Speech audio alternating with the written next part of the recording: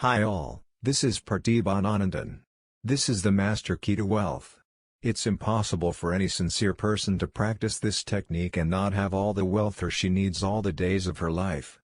So follow it and you're setting the law of opulence in operation.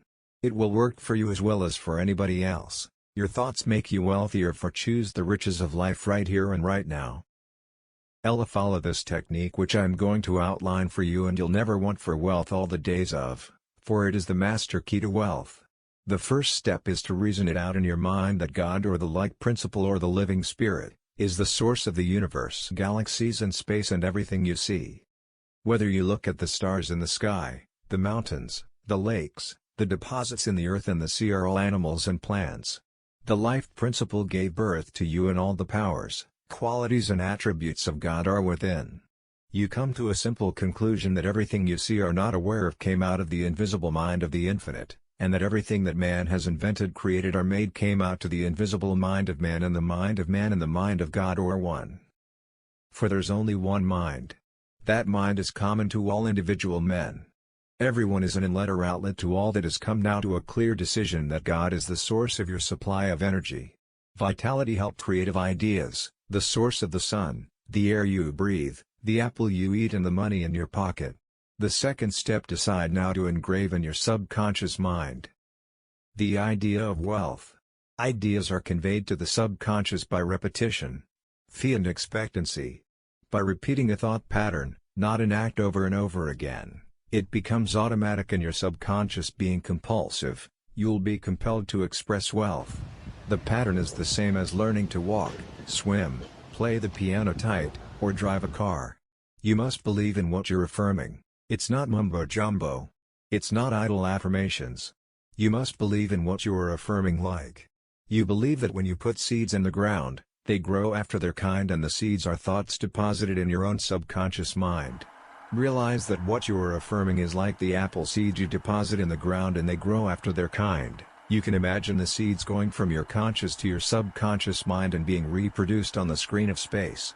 By watering and fertilizing these seeds, you accelerate their growth. Know what you are doing, and while you are doing it, you are writing it with your conscious pen in your subconscious mind, because you know well, this walk down the street and you see it. Can you count the flowers along the road as you drive? Can count the sands on the seashore? Can count the stars in the sky? Third step is repeat the following information for about 5 minutes night and morning.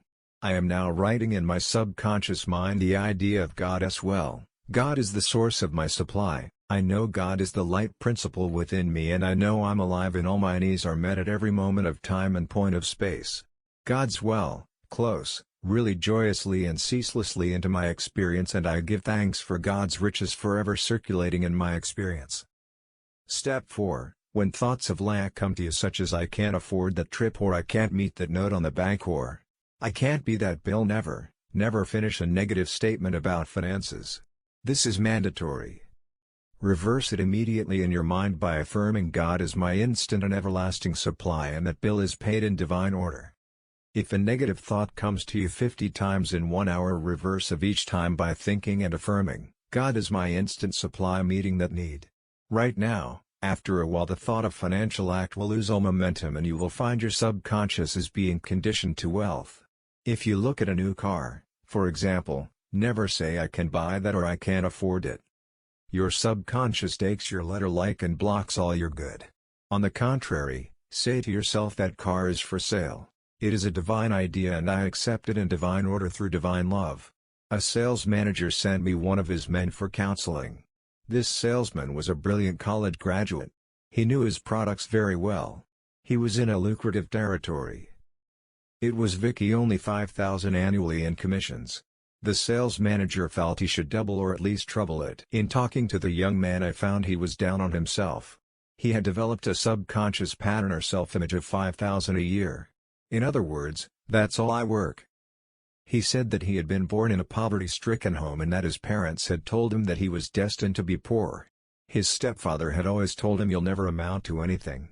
You're dumb. You're stupid." These thoughts were accepted by his impressionable mind and he was experiencing his subconscious belief in lack and limitation. I explained to him that he could change his subconscious mind by feeding it with lack-giving patterns. Accordingly, I gave him a mental and spiritual formula to follow which would transform his life. I explained to him that he should under no circumstances deny what he affirmed because the subconscious mind accepted what he really believed. Your subconscious mind accepts your convictions, what you really believe. So believe in God's wealth and God's riches which are all around you. By the way, he affirmed every morning before going to work, I'm born to succeed and born to win. The infinite within me can fail. Divine law and order governed my life. Divine peace fills my soul. Divine love saturates my mind. Infinite intelligence guides me and always God's richest law. To me freely, joyously, endlessly, ceaselessly. I'm advancing, moving forward and growing mentally, spiritually, financially and in all other ways. I know these truths are sinking into my subconscious mind and I know and I believe they will grow after their kind. A year later, when I met this young man again, I discovered that he had been transformed. He had absorbed these ideas and he said, I am appreciating life now and wonderful things have happened. I have an income of $25,000 this year, 5 times greater than the previous year. He has learned the simple truth. But whatever he inscribed in the subconscious mind becomes effective and functional in his life. Use the following meditation for assurance in achieving financial wealth. The made stem to have dominion over the works of the hands. I know that my faith in God determines my future.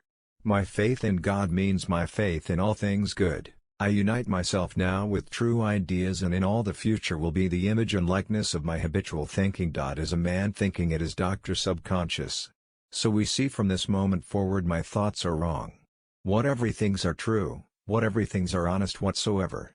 Things are just whatsoever. Things are lovely and a good report. Day and night.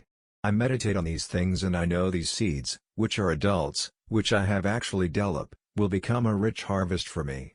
I am the captain of my soul. I am the master of my faith, for my thought and feeling are my destiny. Once you convince your deeper mind that you have the thing you want, it will proceed immediately to bring it to pass.